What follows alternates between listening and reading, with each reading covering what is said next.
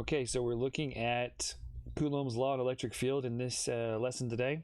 We'll be going over the PowerPoint that you have in your Schoology under the Information tab. You'll be using this information on your quiz as well as your assessment, your check for understanding. And the main things here is you see there's a positive and a negative, as well as Q1, Q2. Those are all just different bodies that we're saying are magnetic or electric fields that are giving off some kind of electric field. And they're positively charged or negatively charged. So for the first sphere, we're looking at electric field lines. Lines represent both the strength and signs of charges. So a larger line means, or a longer line means a higher strength. A smaller line means less strength. The signs of the charges tell you which direction it's going to be moving. So if you look at the positive on the here, you actually see the lines are being pushed out. The negative, the lines are coming in. That will actually tell you which is positive or negative.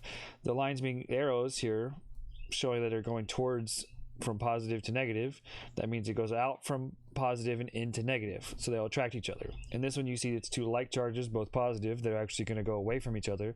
That's why you don't see the connecting lines like you do in this one. You only see lines that are pushing away from each other.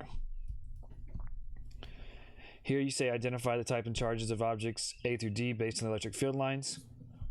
So lines are going out. We know that from the last slide. The lines going out means positive.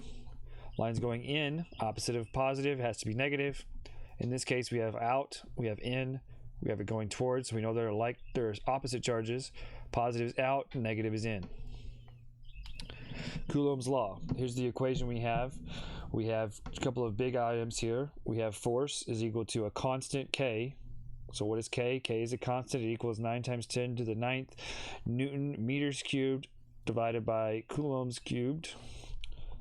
So charges, that's both the charge values Q1 and Q2. So that's for each body here, Q1 and Q2.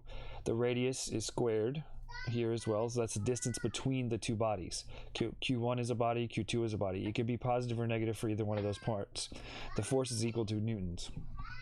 So in this case, we also know there's going to be some relationships between the distance and the charges. So these are inversely proportional. If your distance is increasing, then your force will be decreasing. If your distance is decreasing, your force will be actually increasing. So this is also another look at it compared to the universal law of gravitation. Coulomb's law is very similar in its structure.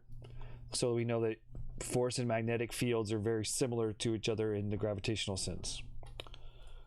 Okay, there's the universal law of gravitation again. Coulomb's law for two fixed point charges. Here's what you're looking at again. Distance between the charges, Coulomb's constant. And these are two fixed points in this case again. Just another example, and that's it.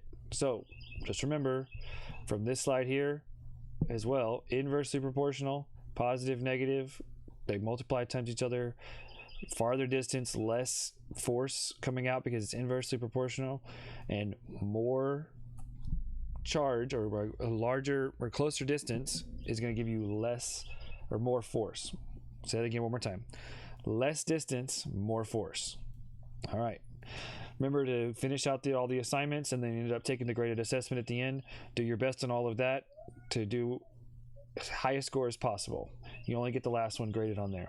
If you have any questions or not, make sure you email your teacher and check in with whatever they have going on and do your best. Good luck.